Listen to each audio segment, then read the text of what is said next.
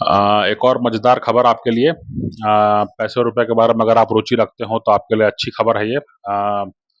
ये जानकारी मिल रही है कि फरवरी में जो बजट आने वाला है उसके पहले अभी जो भारत के राज्य हैं, अलग-अलग राज्य हैं, उन्होंने अपना अपना वित्तीय प्रबंधन जो है उसको काफ़ी सुधारा है।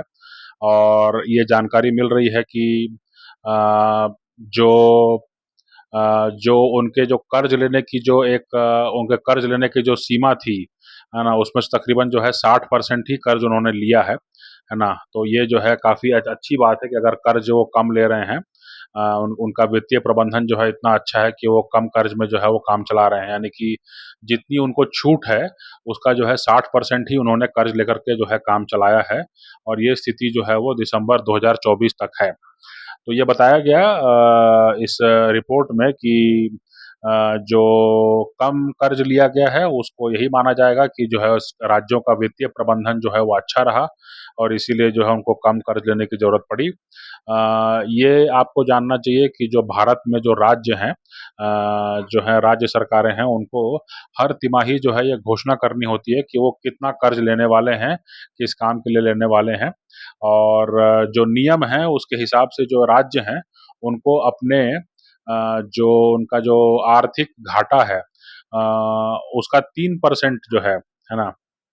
नहीं, मतलब अपना जो उनका जीएसडीपी है, जैसे भारत का जीडीपी होता है, वैसे स्टेट्स का जो है वो जीएसडीपी होता है। जो राज्य का जो जीडीपी है, उसका 3% वित्तीय घाटा तक जो है उनको अनुमति है, उससे ज़्यादा नहीं, है ना? यानी अगर 3% है तो 3% से 3.5% हो सकता है, लेकिन उससे उससे ज़्यादा नहीं। फिर उनको जो है केंद्र जो है वो हस्तक्षेप करेगा, है ना?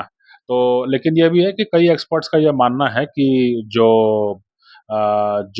वित्तीय प्रबंधन है वो अपनी जगह है, लेकिन जो राज्य हैं वो कर्ज कर्ज जो लेते हैं वो अपनी ज़रूरत के हिसाब से ही लेते हैं। और अगर जो है अगर उन्होंने कम कर्ज लिया है तो उसका मतलब ये है कि उनके पास बड़े प्रोजेक्ट्स नहीं होंगे या बड़े प्रोजेक्ट्स की ओर वो खुद गए नहीं, है ना? तो जैसे कि अभी जैसे झारखंड और महाराष्ट्र में चुनाव अभी हैं, है ना? या हरियाणा में चुनाव हुए, तो इसलिए भी जो है बहुत ज़्यादा निवेश यहाँ पर नहीं आया होगा। और जब निवेश नहीं आया तो ज़ाहिर-सी बात है कि जो कर्ज़ लेने की ज़रूरत है वो भी इन राज्यों को नहीं पड़ी होगी, है ना? तो ये जो है एक कारण बता रहे हैं कई सारे एक्सपर्ट्स। जो अच्छा, दूसरी बात ये बताया कि जैसे मैंने कई राज्यों में जो है जो चुनाव है, इस कारण से जो राज्यों के जो खर्च हैं वो भी कम हैं और इसलिए जो है उनको कर्ज़ देने की ज़रूरत नहीं पड़ी, है ना? जो है जो अगर अगर हाँ, ये बताया गया कि अगर कोई बड़े प्रोजेक्ट्स ना हो, तो राज्य जो है वो आम तौर से जो अपने कैश फ्लो से ही जो है उनका जो है काम चल जाता है।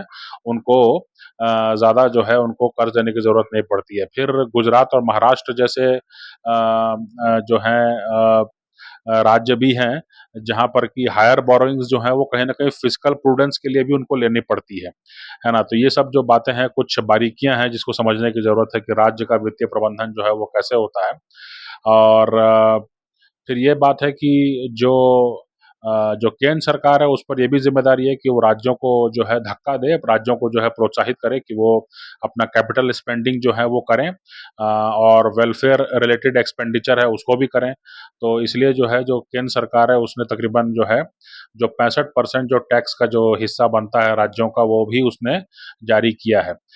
इसमें जो है अभी तक 2 एडवांस इंस्टॉलमेंट हैं। और फिर जो बात आती है कि अच्छा, जो एग्रीगेट फिस्कल डेफिसिट है, जो 21 राज्यों का, उसके आंकड़े दिए हुए हैं। ये बहुत महत्वपूर्ण जानकारी है, मेरे ख्याल से आप इसको चाहें तो कहीं नोट भी कर सकते हैं, है ना? जो एग्रीगेट फिस्कल डेफिसिट बता रहा है इस रिपोर्ट के अनुसार जो 21 राज्यों का है ना? वो तकरीबन 4.1 ट्रिलियन रुपीज़ है, यानी भारतीय रुपयों में 4.1 ट्रिलियन है।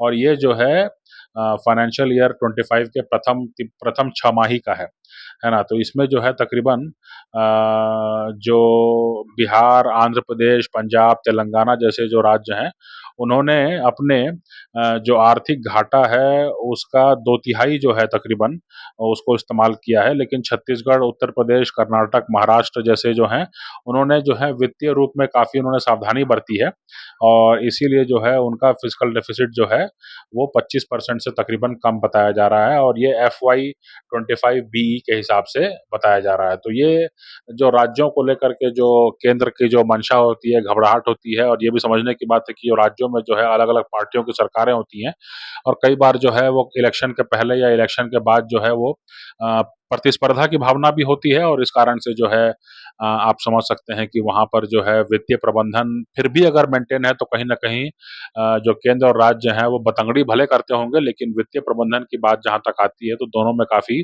ज़िम्मेदारी जो है वो दिखाई पड़ती है।